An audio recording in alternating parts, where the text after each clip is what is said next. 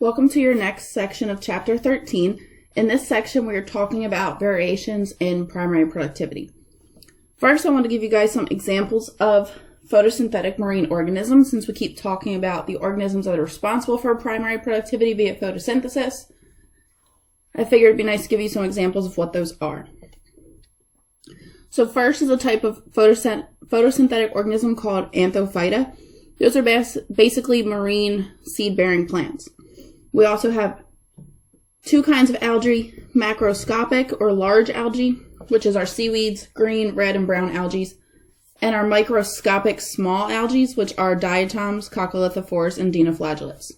And we also have photosynthetic bacteria. Dinoflagellates are a type of microscopic algae, and these organisms have flagella, which basically are small kind of whip-like structures that they use to move. Their shells or tests are actually biodegradable, and dinoflagellates contain a red pigment. So these are the organisms that are responsible for red tide, which is a harmful algal bloom. So this red pigment in these dinoflagellates contain toxins that can kill fish, cause human illness, and we're going to talk about red tide in the next couple of slides.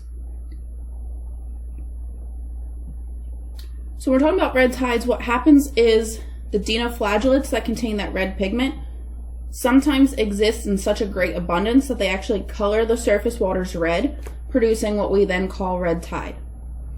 So how this happens is when the conditions are right, the phytoplankton populations can grow exponentially and create a bloom, which we can actually see in satellite images. A bloom is just this quick kind of overproduction of the phytoplankton population. Red tides and associated algal blooms that don't color the water red but are detrimental to marine animals, humans, and the environment are just called harmful algal blooms, or HABs. So they're still toxic and kill marine life and can harm the people who eat the contaminated seafood. But if they don't turn the water red, they're just harmful algal blooms. So what causes our red tides? Sometimes there is a natural oceanographic condition that sometimes can stimulate the production of certain dinoflagellates. During this time, up to 2 million dinoflagellates can be found in just 1 liter of seawater, which gives the water the reddish color. Other times, it's because we have nutrient runoff from land. So we're kind of adding nutrients from land that aren't typically in the water that can trigger the overproduction of these dinoflagellates. Some of them are going to produce those toxins that are consumed by fish and shellfish, and then the humans who eat the affected fish can get paralytic shellfish poisoning from them. So most often red tides occur through April and September. That's when they're the most dangerous in the northern hemisphere. And those dinoflagellates are associated with a type of seafood poisoning called ciguatera, which is caused by eating certain tropical reef fish. So what causes those red tides is that process of eutrophication. It's this artificial enrichment of waters by a previously scarce nutrient. And that is what triggers that overabundance of algae, like a harmful algal bloom. So human activities are what are contributing to eutrophication. So adding fertilizer, sewage, animal waste, all entering the coastal waters can trigger those blooms. So then we call it cultural eutrophication because the natural eutrophication is sped up by human activities.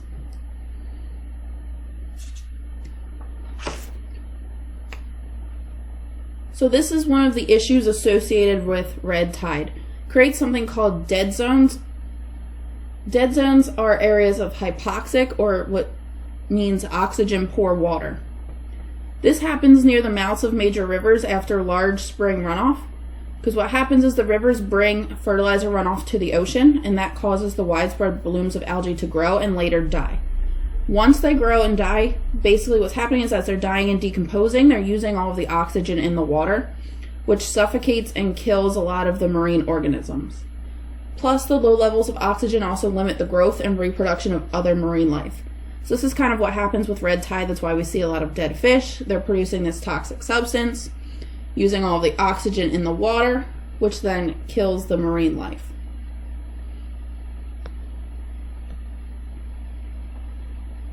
So these areas where we have kind of oxygen poor water due to that are called dead zones. There are global marine dead zones, and they've pretty much doubled every decade since the 1960s. To date, we know of more than 500 worldwide dead zones. The size and number of them are expected to increase due to human impacts like polluted runoff and the destruction of coastal wetlands. There are natural dead zones in the Bay of Bengal and in the Atlantic near South Africa, but one that kind of hits close to home and is a good example is the Gulf of Mexico dead zone, which is actually the second largest dead zone in the world. This forms each summer near the mouth of the Mississippi River in the Gulf of Mexico off the coast of Louisiana. It actually hit a record size in 2002, and it was about the size of the state of New Jersey.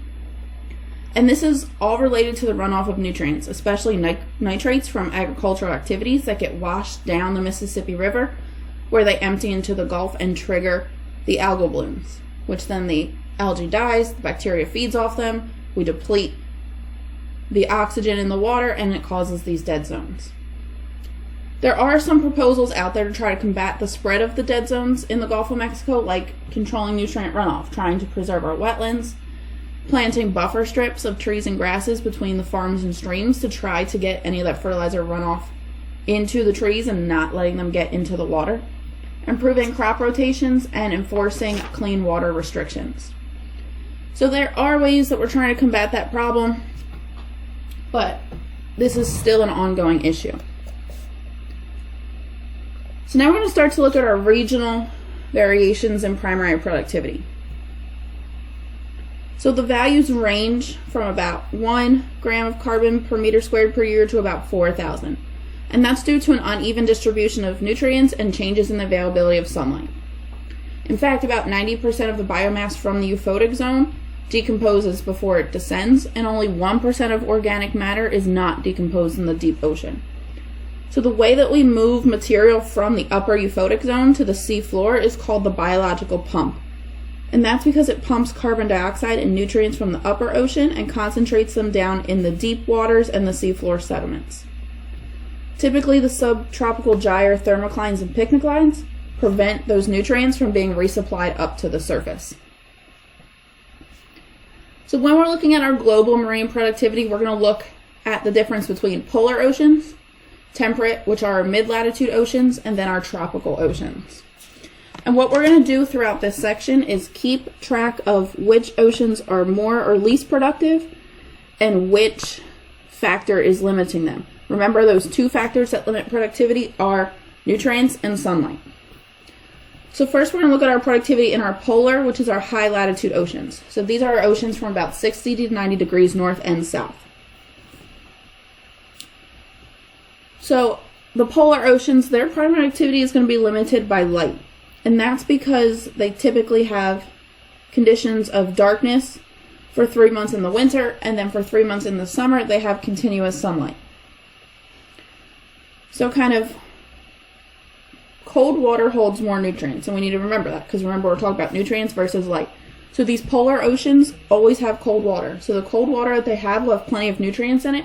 They're just limited by sunlight, because sometimes they have plenty, and other times, like those 3 months during the winter where it's dark, they have none. So typically what they see is kind of this diatom production that peaks in May because they're finally getting enough sunlight. Once the diatoms develop, zooplankton can feed on them. So they peak about a month later in June, and they last through about October when that darkness begins. So we're going to start with our polar oceans. The polar oceans, remember, they are light limited because they have those 3 months of darkness. And also our polar oceans are actually the most productive. And that's because the waters are always cold, so they always have those nutrients. So once they get that sunlight, they're actually able to flourish.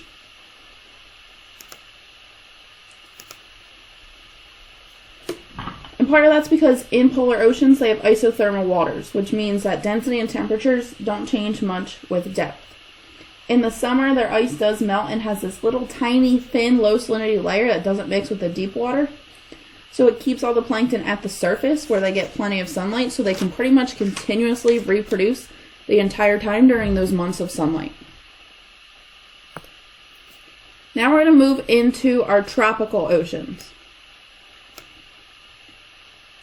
So in our tropical oceans, as you can imagine, we kind of have plenty of light because we're in the tropical region. But productivity in tropical oceans is low.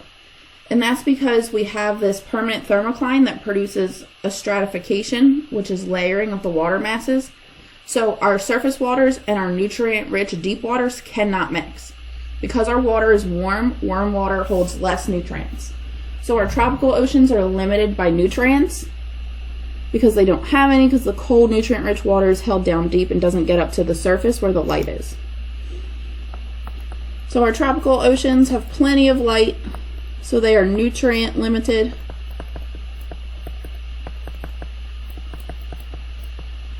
And they're actually our least productive oceans. And that's because, yes, they have sunlight, but they don't have the nutrients because the waters are always so warm that that cold, nutrient-rich deep water can't get up to the surface.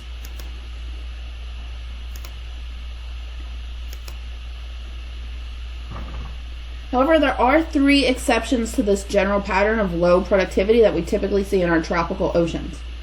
And these include areas of equatorial and coastal upwelling and also coral reefs. So remember, in sites of equatorial and coastal upwelling, those nutrient-rich deep waters are actually making their way to the surface, so that solves the limitation of nutrients problem. And then in our coral reefs, and that's because they have a symbiotic relationship with algae that helps them recycle the nutrients within that ecosystem, so they're actually getting a continual flow of nutrients as well. So make sure you know that these 3 areas have high primary productivity rates in tropical locations where typically we would see low ocean productivity. And now we're going to explore our temperate ocean productivity. And in the temperate oceans, they're actually limited by both sunlight and nutrients. And what we're going to see is our temperate oceans kind of have our moderate productivity.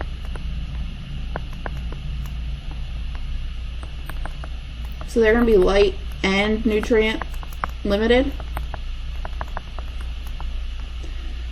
And they're going to have moderate levels of productivity.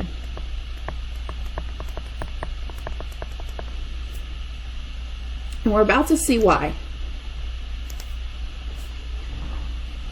So our productivity is limited by the availability of sunlight and nutrients, and that's because our temperate or middle altitude oceans have a highly seasonal pattern to them. So in the winter, they have low productivity because the water is cold and there's not a lot of sunlight. In the spring, they have a spring bloom because now sunlight and nutrients are available. Basically, the waters are starting to warm and we're getting an increase in light. So now, yes, our waters are still cold-ish and we're finally getting the light, so we see the spring bloom. In the summer, there's low productivity because now we have a lot of light and the waters are warm, so we have few nutrients. And then in the fall, the waters are cool and our light is decreasing, so we have high nutrients. So we get kind of another but less dramatic bloom than we saw in the spring, and it's short-lived because light in the fall is the limiting factor. So our temperate oceans are kind of in the middle. So we can compare them all. Tropical oceans here at the bottom are always the least productive. Polar oceans are the most productive because when they finally get that sunlight, they have nutrients and sunlight. And our middle latitude or temperate oceans are kind of our medium productivity level because they have those 2 blooms, but they have a very seasonal pattern. So we want to make sure that we know the order of these from most productive being our polar oceans to least productive being our tropical oceans. Make sure you know for each one what limits it and also its level of productivity from most productive to least productive.